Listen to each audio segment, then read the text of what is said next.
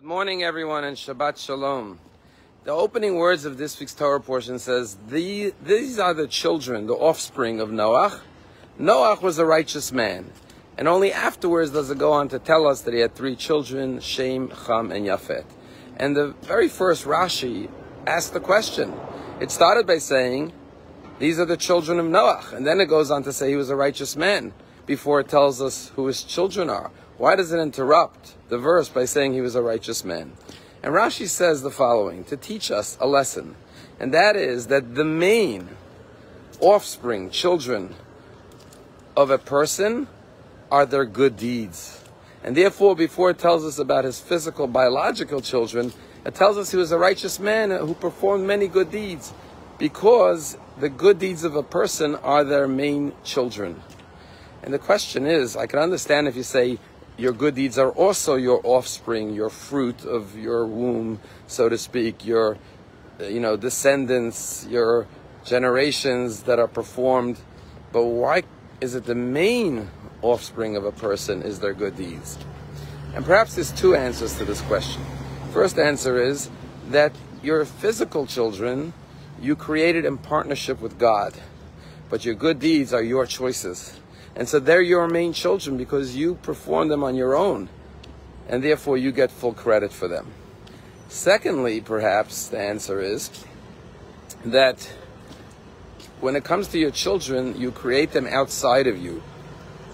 But your righteous behaviors and good deeds are like giving birth to children within yourself.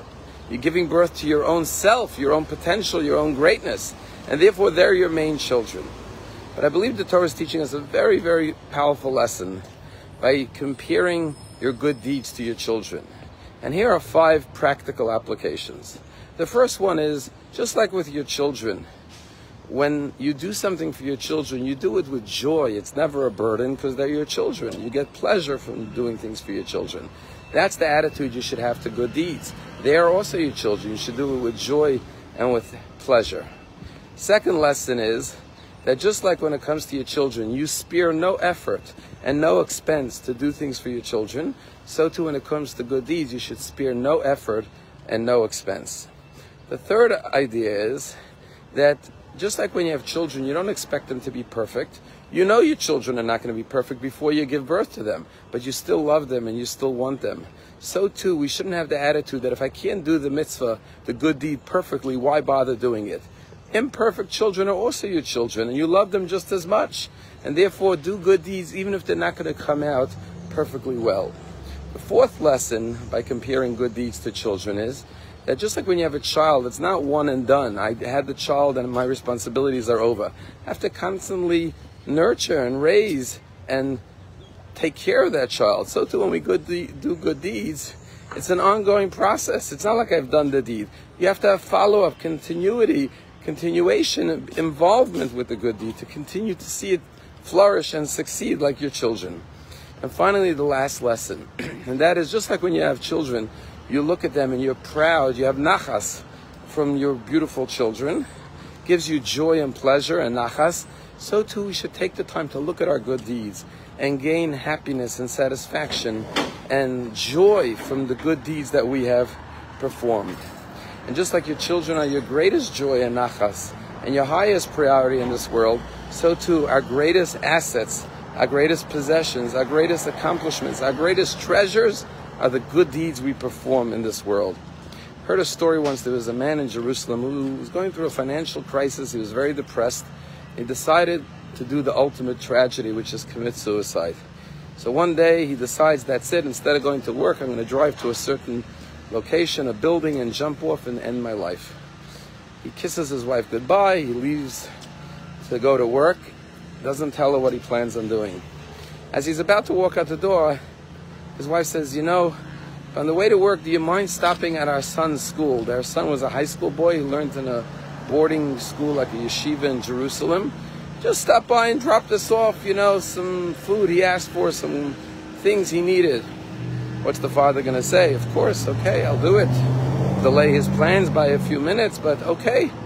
Why not do something for my son before I take my life? Takes the package, drives to the yeshiva. When he comes into the yeshiva, he sees he walks into the lobby, and there he sees the rabbi of the school, who runs into him, and he sees him. And the rabbi says to him, "Oh, it's so good to see you." He says, "Yeah, I'm here to drop off a package for my son."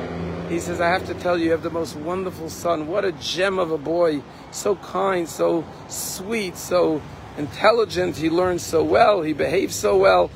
You should have so much nachas from your son." He says, thank you. Could you give this package to my son?" He says, "Sure." The father leaves the yeshiva, gets back into the car, and says to himself, "Am I going to really end my life?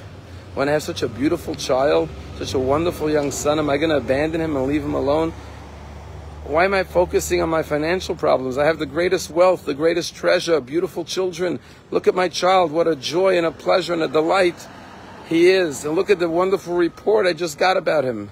And he changed his mind, and he went on to live fully and holy. And he related this story. And it reminds us that sometimes we focus on the wrong things in life. We focus on our wealth or our material possessions. Our real treasures are our children, but not just our biological children, our good deeds. And they should be the greatest source of joy and happiness in our lives. Shabbat Shalom.